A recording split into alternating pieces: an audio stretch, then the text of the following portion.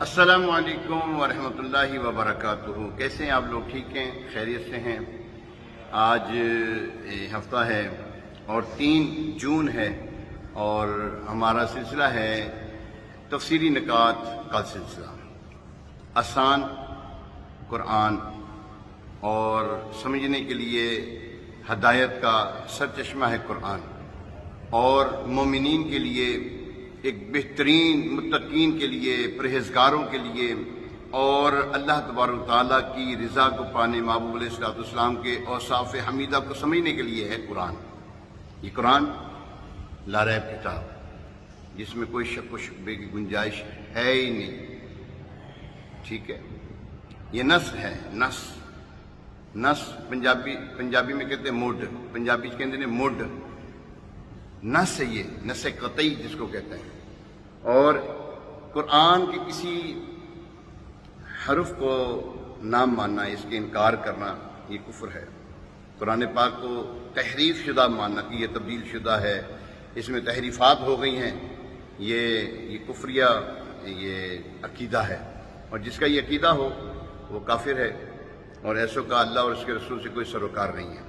یاد رکھیے، اللہ تبارک تعالیٰ نے قرآن پاک میں جا بجا اپنے قرآن پاک میں ارشاد فرمائے، اتقوا اللہ، اللہ سے ڈرو، اللہ سے ڈرو۔ اور متقین کی شان جو بیان کی اللہ تبارک تعالیٰ نے قرآن پاک میں، وہ تقوی اور پرہیزگاری، تم روزے رکھو تمہیں تقوی ملے گا، تمہیں پرہیزگاری ملے گی۔ اللہ تبارک تعالیٰ ہمیں نیک اعمال کر کے بتانا چاہتا ہے کہ تم یہ نیک عمل کرو کہ تمہیں تقوی ملے گا۔ تقوی کیا ہے؟ آئیے سنتے ہیں۔ یہ تقوی متقین ہیں کیا لوگ؟ یہ متقی کون ہوتے ہیں؟ یہ تقوی کیا ہے؟ کہاں سے ملتا ہے یہ تقوی؟ آئیے ذرا سمجھنے کی کوشش کرتے ہیں۔ ھدی للمتقین، ہمارے سورہ بقرہ کی آیت نمبر 1 اور 2۔ الف لام میم کے بعد چونکہ یہ حروف مقطعات ہیں، ان میں سے یہ ایک ہے الف لام میم۔ الف لام میم بڑی برکتوں والی چیز ہے یہ۔ الف سے اللہ، لام سے لانے والا جبریل کی لام، اور میم سے مراد ہمارے پیارے آقا اللہ پاک کے آخری نبی محبوب مصطفیٰ صلی اللہ تعالیٰ علیہ وسلم کا نام اسم گرامی محمد کا میم۔ الف لام میم یہ ہے۔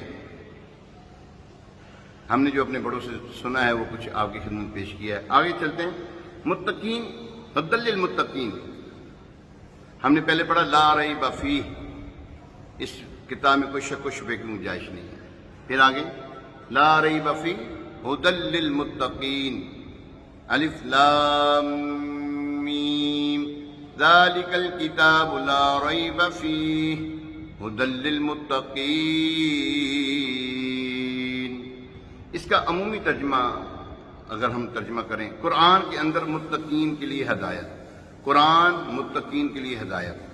قرآن ایک واضح روشن دلیل سمجھنے والی چیز، جس میں کوئی، پنجابی کے اندر اولا کوئی نہیں گا، اس میں اس کے اسرار و رموز تو ہیں، اس کے اندر بے شمار خوبیاں ہیں، جو اس کو پانا چاہے تو اس کو ملتی ضرور ہیں۔ خیر، ہدا یعنی ہدایت کے معنی میں لیے جاتے ہیں۔ سورۃ الفاتحہ، سورہ فاتحہ کی آیت نمبر 5 میں پہلے بیان کر چکے ہیں، اہدنا الصراط المستقیم صراط الذین انعمت علیہم، ٹھیک ہے؟ 5ویں آیت جو ہے اہدنا الصراط المستقیم، ہدایت کا راستہ، ٹھیک ہے؟ ہدا ہدایت کے معنی میں آتا ہے۔ اس قسم کی ہدایت ہے جو خود ابھرا اور نکھر کے سامنے آ جائے،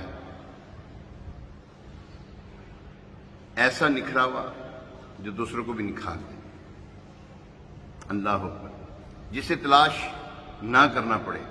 متقین اور متقی کا مادہ واو کا یا، واو قاف یا ہے، اور یہ قرآن کریم کی اہم اصطلاح میں اس کا شمار ہوتا ہے۔ عمومی ترجمہ متقین اور متقی کا کیا جاتا ہے وہ افراد جو دینداری میں پرہیزگاری کی وجہ سے بلند درجے پر فائز ہوں، ٹھیک ہے؟ جنہیں مقربین بارگاہ خداوندی جل وعلا بھی کہتے ہیں۔ جسے دینداری کہا جاتا ہے، وہ دراصل دینداری کیا ہے؟ اپنے مذہب میں دینداری، اپنے دین میں، مذہب میں اللہ اور اس کے رسول کے احکامات کی سختی سے پیروی کرنے والا، جس چیز سے منع کیا اس سے باز رہنا، اور جس چیز کا حکم دیا کہ یہ کرنا ہے، یا ایھا الذین آمنوا صلوا علیہ وسلموا تسلیما،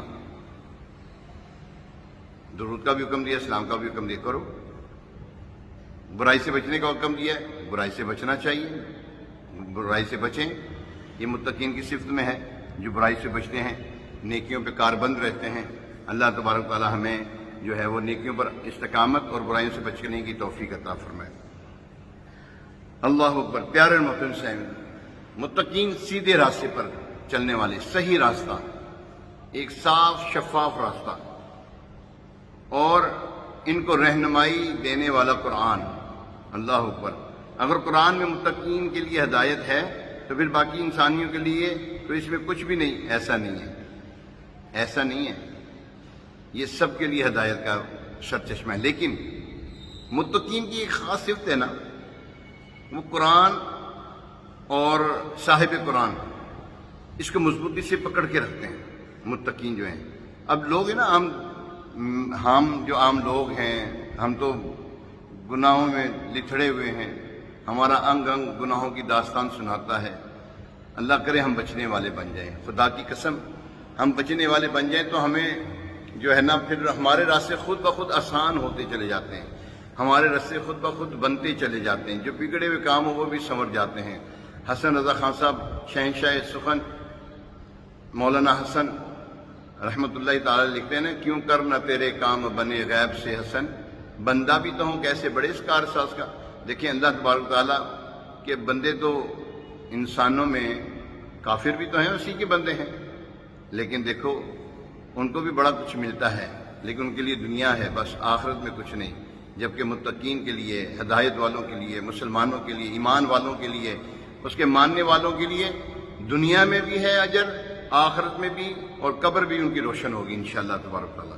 تو پیارے محترم اسلامی، ان کے لیے یہ کہنا کہ یہ صرف متقین کے لیے سیدھے راستے والی یہ ایک کتاب ہے، نہیں، یہ ہر ایک کے لیے ہدایت کے لیے ہے، ہدایت کا سرچشمہ ہے، ہر ایک کے لیے۔ ہدی للناس، لوگوں کے لیے ہدایت، جن لوگوں نے اس سے ہدایت پائی وہ تو ہوگی متقین۔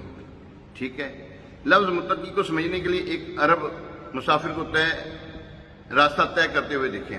عربوں کا لباس بڑا ہی ڈھیلا ڈھالا ہوتا ہے، ٹھیک ہے نا، جب انہیں خاردار جھاڑیوں والے راستے پر گزرنا پڑتا ہے تو اپنے ہاتھوں سے نا اپنے لباس کو سمیٹ لیتے ہیں، ٹھیک ہے، اور دامن کو جھاڑیوں سے بچاتے ہوئے گزرتے ہیں کہ جھاڑیاں دامن سے نہ الجھ جائیں۔ یوں دامن کو بچاتے ہوئے محتاط انداز میں راستہ طے کرنے کو تقویٰ کہتے ہیں، اور ایسے کرنے والے کو متقی کہتے ہیں۔ پرہیزگاری تو ایک منفی پہلو ہے کہ اس سے بھی پرہیز اور اس سے بھی پرہیز، یعنی کہ بچو، اس سے بھی بچو، اس سے بھی بچو۔ کس سے بچو؟ جس سے اللہ نے بچنے کو حکم دیا اس سے بچنا ہے، مطلب یہ ہے اس کا پرہیزگاری، پرہیز کرنا۔ اب دیکھیں نا، ڈاکٹر کہتا ہے آپ نے یہ دوائی کھانی تو اس چیز سے پرہیز کرنا آپ نے، کس لیے؟ تمہاری جان کی سیفٹی ہے۔